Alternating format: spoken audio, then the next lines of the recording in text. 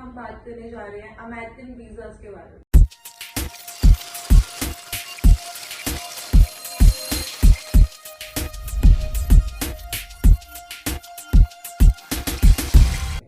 कि किस किस टाइप के अमेरिकन वीजास होते हैं एंड कैसे वो अप्रूव होते हैं और कैसे हम वीजास की अपॉइंटमेंट्स ले सकते हैं।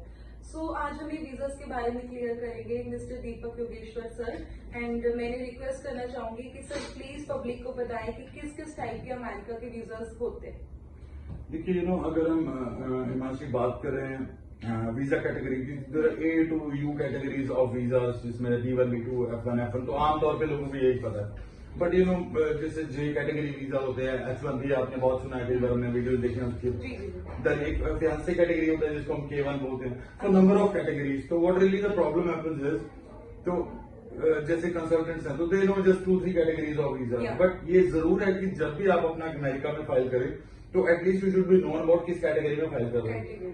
तो कई बार ऐसा हुआ कि बंदा इंटरव्यू पे जाता है तो उसको पता लगता है कि उसका वो कैटेगरी नहीं है जिसमें उसका फाइल किया गया, तो फिर वैसे ऑफिसर भेज देता है। आजकल के टाइम में जैसे अब एक आदमी बॉम्बे में जाके अपना इंटरव्यू ले रहा है तो उसका टिकट है, उसका आने जाने का खर्चा है, और वहां जाके उसको पता लगे उसकी कैटेगरी सही नहीं था, उस कारण से उसका वीजा रिफ्यूज हो, तो उसके मन में थोड़ा सा दुख होता है कि ऐसा क्यों हुआ। तो जरूर अपना जो कैटेगरी है, तो आप जो भी कंसल्टेंट के पास अपनी फाइल लगा रहे हैं तो प्लीज चेक द कैटेगरी। उनसे पूछ लीजिए कि मेरा कौन सा category of American visa file कर रहे हैं, so that you both are known about it. And this is the common problem what is happening with the USA part. ज्यादा वीजास किस कैटेगरी में लगते हैं? अगर मैं बात करूँ कि स्टूडेंट्स ज्यादा जा रहे हैं अमेरिका या फिर तो उनकी कौन सी कैटेगरी है?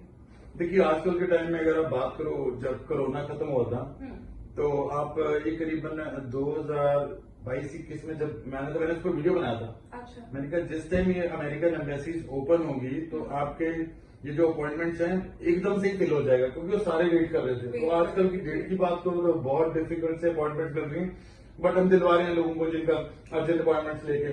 तो उसमें अर्जेंट अपॉइंटमेंट में क्या होता है कि एक तो उनको जल्दी कोई अर्जेंट मैटर है तो वो अपना जल्दी ले सकते हैं। तो 2025-26 तक कौन वेट करेगा कि उनके अपने अपॉइंटमेंट्स के लिए फिर वो वहां जा पाए। तो ये जरूर है। अगर मैं आज की वीजा की बात करूं तो आप स्टडी वीजा और टूरिस्ट वीजा को यू कैन गेट इट। तो आज ही मैं हमारा क्लाइंट थे मंजीत जी, तो उनको मुंबई में उनका अपॉइंटमेंट था। अच्छा। तो उनका आज वीजा आया अमेरिका का, तो बहुत जल्द हमारे पास पासपोर्ट पहुंचेगा, तो हम दिखाएंगे आपको पासपोर्ट। उनको अपॉइंटमेंट मिल गई थी? हाँ, अपॉइंटमेंट में ऐसा कि मैंने अपॉइंटमेंट में जब उन्होंने बोला कि अब मेरे को थोड़ा कुछ अर्जेंट कराना वहां पे, तो I want to reach there at any cost. तो मैंने कहा जी कोई बात नहीं, अर्जेंट अपॉइंटमेंट्स ले लीजिए आप। तो बेसिकली क्या है कि people are getting urgent appointment, थोड़ा डिफिकल्ट है बट आ जाता है अर्जेंट। मतलब इमरजेंसी अपॉइंटमेंट्स मिल रही है, रेगुलर स्लॉट्स नहीं मिल रहे हैं, उनमें अपॉइंटमेंट नहीं मिल रही है। तो इमरजेंसी, हम इसको इमरजेंसी भी क्या कहेंगे, ये तो ऐसा है जो ऐसे सॉफ्टवेयर हैं कि जब आप अपॉइंटमेंट्स को बुकिंग करते हैं तो आम लोगों को तो अपॉइंटमेंट दिखती नहीं जी, तो वो पहले ही बुक हो जाती हैं और वो फिर आपको पेड अपॉइंटमेंट कह सकते हैं हम उसको। तो पीपल पे फॉर द अपॉइंटमेंट्स और आपको अपॉइंटमेंट मिल जाती है। तो हमसे आज मुंबई में उनका आज इंटरव्यू था, तो मैंने उनसे पूछा कि हाउ वाज दैट, कहते सर इट वाज फाइन। मैंने कहा क्वेश्चन आंसर, वो कहते आपने जो प्रिपेयर कराए थे वही हमने इंटरव्यू प्रिपरेशन कराया था उनको वही क्वेश्चन पूछे गए, और आज उनका वीजा जो ग्रांट हुआ तो एक मन में खुशी आती है। तो उनका जो कैटेगरी था that was a different category, I would से एक ना जे कैटेगरी वीजा होता है जिसमें हम एक्सचेंज विजिटर बोलते हैं जिसको वीजा को। तो उनका जे कैटेगरी का, तो उनसे पूछा गया वहां पे कि आपने कौन सी कैटेगरी में फाइल किया, क्योंकि जब आपने कई क्वेश्चन पूछते हैं कि आपका फॉर्म किसने भरा, तो जब उन्होंने बोला कि जे कैटेगरी, तो उस ऑफिसर को लगा कि उनको पता है, नॉलेज है कि किस कैटेगरी में फाइल कर रहे हैं। तो ज्यादातर लोगों की यही गलतियां होती हैं। तो कई बार तो एम्बेसी ऑफिसर बता देता, कि मैं बताता भी नहीं, और वीजा रिफ्यूज होता तो क्लाइंट को पता ही नहीं लगता उसका वीजा रिफ्यूज क्यों। विजिटर में भी डिफरेंट कैटेगरीज है। अगर आप देखिए आमतौर पे जो फाइल किया जाता है वो B1, B2 को B1, B2 मल्टीपल 10 साल का वीजा है। तो जो B2 कैटेगरी है that is for recreational purposes, for example घूमने फिरने के लिए और मेडिकल टूरिज्म के लिए, that's B2 category. B1 category visa होता है that is called a business category, जिसमें आप बिजनेस एसोसिएट्स को मिल सकते हैं। फॉर एग्जाम्पल आपका कोई बिजनेस कन्वेंशन है, तो मान लीजिए आप कह रहे हैं कि मेरा बिजनेस कन्वेंशन है, तो आप वो B1 कैटेगरी को चूज करते हैं। तो B1 B2 is taking as collective major, you can take it collective also, आप उसको अलग अलग भी फाइल कर सकते हैं। तो इस तरह के number of set of visas हैं विच पीपल यूज, जब सॉफ्टवेयर इंजीनियर वगैरह होते हैं दे चूज H1B, आपने सुना ही होगा। तो these kind of categories are used for getting a visa easily as compared to the people जिनको नहीं पता होता इस कैटेगरी। सो मेक श्योर कि जब हम इंटरव्यू के लिए जा रहे हैं तो हमें पता हो हमने किस कैटेगरी में अपना इंटरव्यू देना है, किस कैटेगरी के बिहाफ पे हम वीजा देने आए हैं। बिल्कुल। सो मस्ट है कि हमें कैटेगरी के बारे में नॉलेज होनी चाहिए। या जब आप अपना वीजा फाइल कर रहे हो अमेरिका को, एटलीस्ट आपको अपनी कैटेगरी का पता हो, क्योंकि वो आपका इंटरव्यू का क्वेश्चन आ सकता है। अगर वो आया आपने गलत दिया तो आपका बॉम्बे जाना बेकार, दिल्ली जाना, कहीं भी जा रहे हो इंटरव्यू में तो उसका कोई फायदा नहीं है, क्योंकि you don't have any knowledge of, अगर आपका कैटेगरी गलत है you are wrong at it and आपका वीजा रिफ्यूज होगा। चलो ये तो हमें क्लियर हो गया है कि टूरिस्ट में डिफरेंट कैटेगरीज, ऐसे स्टूडेंट में भी है, स्टूडेंट वीजा में भी है। देखो स्टूडेंट में आपका एक F1 होता है जिसको हम स्टडी वीजा बोलते हैं, and then comes F2 visa जो स्पाउस जाता है, spouse dependent what we call. तो आजकल की बात करूं तो F1 वीजा जो है it has a very good success rate.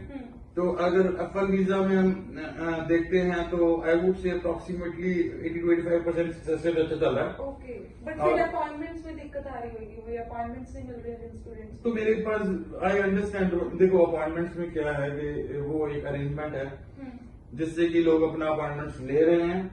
अगर किसी को प्रॉब्लम है तो हम उनको अपॉइंटमेंट दिला देते हैं, कोई ज्यादा बड़ी बात नहीं है, बट यू पे फॉर इट। और देखिए क्या है कि बेसिकली आप किसी को अपना आईडी पासवर्ड और डिटेल्स देते हैं तो उसमें उसको डिफिकल्टी आ सकती है, क्योंकि क्या होता है कि इसमें इस चीजों में बहुत डुप्लीकेट लोग आ गए, तो वो क्या करते हैं आपके पासवर्ड वगैरह चेंज करते हैं, फिर आपसे पैसे की डिमांड करते हैं। तो यू नीड अ पर्सन जो आप इस पर ट्रस्ट कर सके। ओके, एंड एक चीज और है स्टूडेंट्स के माइंड पे, जो F1 कैटेगरी के स्टूडेंट हैं कि अगर हम पेड अपॉइंटमेंट लेते हैं तो इसमें वीजा क्लियर होने के चांसेस हैं या नहीं है? देखिए ये मैं ये बहुत लोगों का क्वेश्चन है, आपने बहुत अच्छा क्वेश्चन पूछा। आपका जो वीजा है वो आपकी अपॉइंटमेंट से कोई लेना देना नहीं है। आपकी एक अपॉइंटमेंट जैसे आप नॉर्मल अपॉइंटमेंट लेते हैं वैसे आपकी अर्जेंट डेट आपको मिल गई। अच्छा, उस पर कुछ मेंशन नहीं होता है कि ये पेड है, इमरजेंसी अपॉइंटमेंट है, Nothing like that. Normal appointment की तरह होता है। That is an appointment only, जो आपको अपॉइंटमेंट मिली है दैट इज एन अपॉइंटमेंट जो कि नॉर्मल की तरह दी गई, उससे आपका वीजा का कोई लेना देना नहीं है। आपका यूनिवर्सिटी अच्छा हो, रैंक हो, प्लस अगर आपका इंटरव्यू अच्छा जा रहा है then you definitely get the visa, not a problem about it. ठीक है, ठीक है। एंड एक और चीज मैं इसमें ऐड ऑन कर, एक और क्वेश्चन मैं पूछना चाहती हूँ कि जो कॉन्ट्रैक्ट मैरिज पे जाना चाहते हैं यूएस से, उनके लिए कौन सी कैटेगरी है, वो कैसे जाएंगे, क्या प्रोसीजर है उसका यूएस से जाने का कॉन्ट्रैक्ट मैरिजेस पे? देखिए आजकल मैरिजेस जो हैं उनका मैं फ्यूचर अच्छा नहीं कहूंगा when it comes to contract marriage. अगर आप जा रहे हैं अमेरिका तो, but if somebody comes to me as contract marriage तो I don't entertain such people. But if somebody was going, तो लोग जा रहे हैं उसमें कॉन्ट्रैक्ट मैरिजेस में कोई बड़ी बात नहीं है। बट वो normally that is a question, अगर आप F2 के अपॉइंटमेंट्स के लिए जाते हो तो आपका अपॉइंटमेंट हो गया, जब आप एम्बेसी में जाते हैं तो नॉर्मली आपको मैरिज को ही चेक करते हैं। For example they can ask you the colour of your room. अच्छा, अपने कमरे को एक्सप्लेन करो, और हो सकता है कि आपके पार्टनर को कॉल कर दिया जाए आपसे नंबर लेके और उनसे पूछा जाए कि आप अपने कमरे को एक्सप्लेन करो कौन कौन सी चीजें लगी हुई हैं आपके कमरे में। तो आपके रूम में अगर आप जेन्युइन मैरिड हो तो एटलीस्ट आपको अपने रूम में जो चीजें लगी है वो पता होंगी। अगर तो वो 3-4 चीजें मैच कर रही हैं जो वो बोल रहे हैं लुक्स ऑफ योर रूम, तो इट्स वेरी गुड। अगर नहीं मैच करी तो फिर वीजा तो रिफ्यूज होना है, क्योंकि आपकी मैरिज फेक है, वो डेफिनेटली पता लग जाएगा। तो इसमें मेरे को लगता है कि हमें काफी क्वेश्चंस प्रिपेयर करने पड़ेंगे अगर कोई कॉन्ट्रैक्ट मैरिज पे जा रहा है। और ये आई थिंक जो नॉर्मल मैरिजेस वाले हैं, जो जिनकी जेन्युइन है मैरिज, ये तो उनके लिए भी सेम ही होंगे ना क्वेश्चन, कॉन्ट्रैक्ट एंड दूसरी मैरिजेस के लिए तो सेम क्वेश्चन।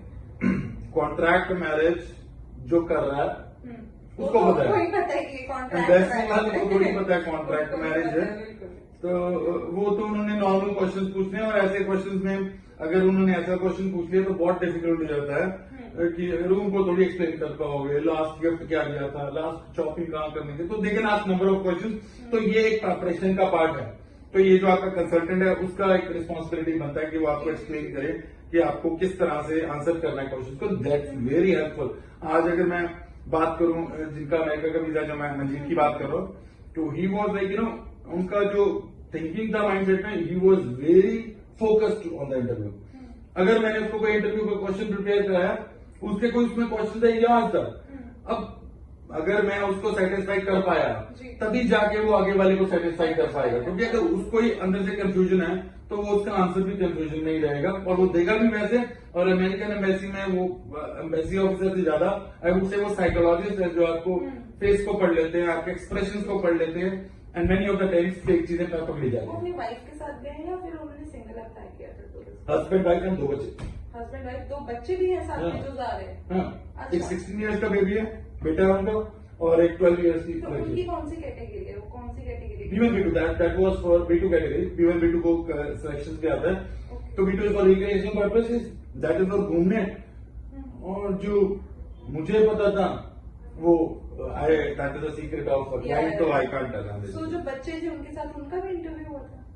हाँ, बच्चे साथ 14 ईयर्स अगर आपका बच्चा आपका बड़ा है तो उसको जाना है इंटरव्यू में। अगर 14 ईयर्स से छोटा है then it is optional for you कि आप बच्चा ले जाएं या ना ले जाएं, वो चल जाता है, कोई प्रॉब्लम नहीं। वहाँ भी क्वेश्चन हुए बच्चे से भी कुछ? नहीं, बच्चों से कोई क्वेश्चन नहीं हुए, but generally they can ask you.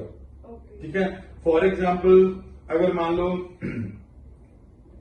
Applicant है, उससे पूछा आपके पास गाड़ी कौन सी है, ठीक है, बच्चे से पूछ ले बेटा गाड़ी कौन सी, चेक करके भी पूछ लिया बच्चा घबरा के, तो मम्मी को बोलेंगे कि आप बेटे को वहां ले जाओ साइड में, अच्छा, और वो वहां पे चले जाएगा। उनसे पूछेंगे हाँ जी आपकी इंटरव्यू लेनी है हमने, तो उनके फाइनेंशियल्स के बारे में कुछ पूछा, फॉर एग्जाम्पल आपकी गाड़ी कौन सी है, तो उससे फाइनेंशियल चेक होते हैं, और साइड में ले जाके फिर बेटे को बुला लिया और बेटे से क्वेश्चन पूछा, उनको बोला कि कोई बीच में नहीं बोलेगा, I want to talk to the child. तो बहुत ही नॉर्मली वे बहुत कंफर्टेबल करते हैं वो, तो उसके लिए ट्रेन है बच्चों के क्वेश्चन पूछने में, तो बहुत comfortably they can give you a chocolate, they can give you small surprises to the kids, and बच्चा खुश होता है, हाँ बेटा पापा के पास गाड़ी कौन सी है, तो फिर पापा के सामने आपका झूठ पकड़ा जाता है और फिर रिफ्यूज। अगर वही चीज में वो सेटिस्फाइड है और वो उससे पूछेगा बच्चे से कि अगर मैच कर गई तो बहुत अच्छे चांसेस बन जाते हैं कि वीजा।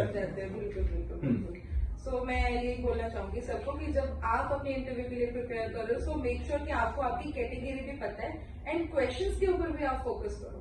मैं और कुछ अगर आप पब्लिक को बताना चाहते हैं वीजास के बारे में, अमेरिकन वीजास के बारे में या फिर इंटरव्यू के बारे में, तो प्लीज आप बताएं उनको।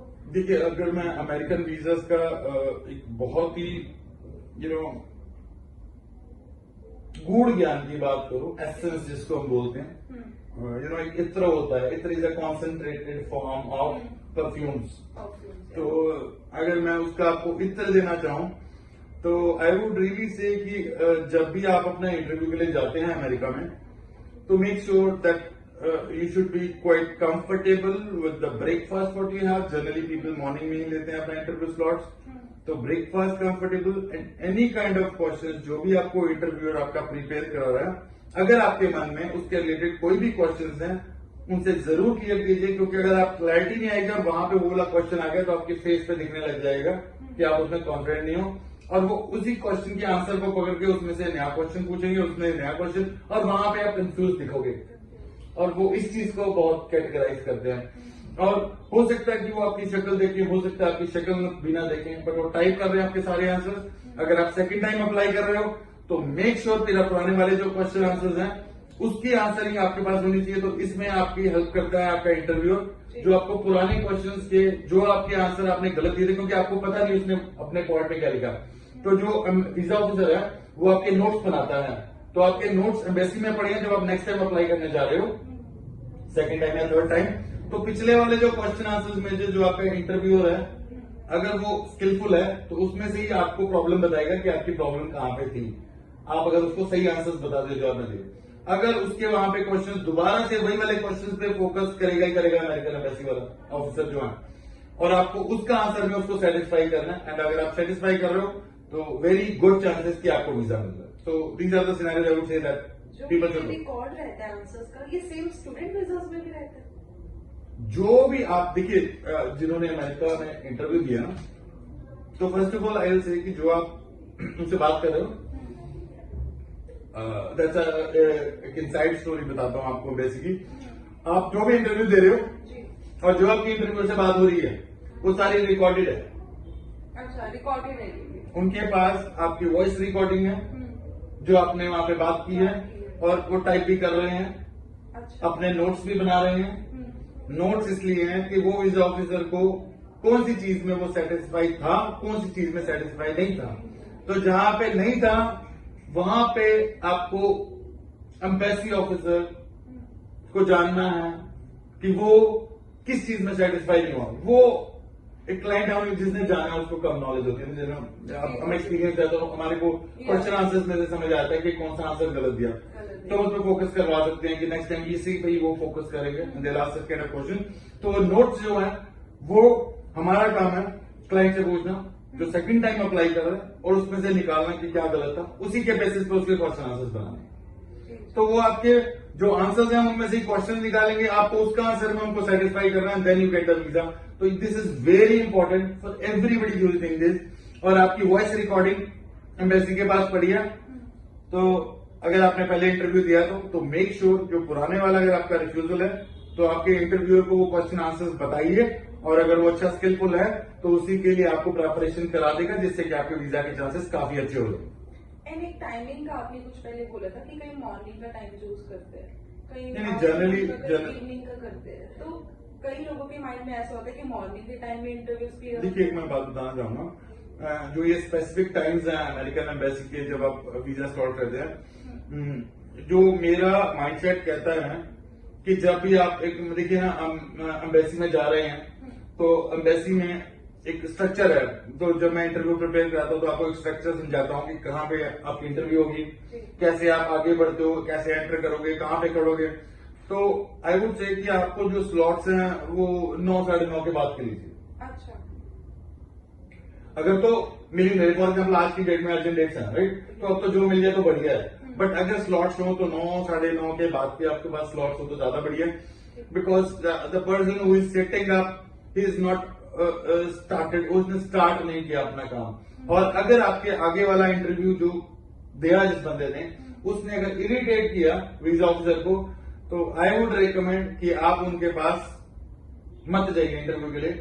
तो वो आपके एक्सक्यूजेज होते हैं कि आप अपना वीजा ऑफिसर कैसे चेंज कर सकते हो अमेरिकन एम्बेसी में, तो वो यूज करके अपना वीजा ऑफिसर होना लीजिए, क्योंकि पहले इरिटेट हुआ बंदा आपसे भी वैसे स्किलफुल क्वेश्चन पूछेगा।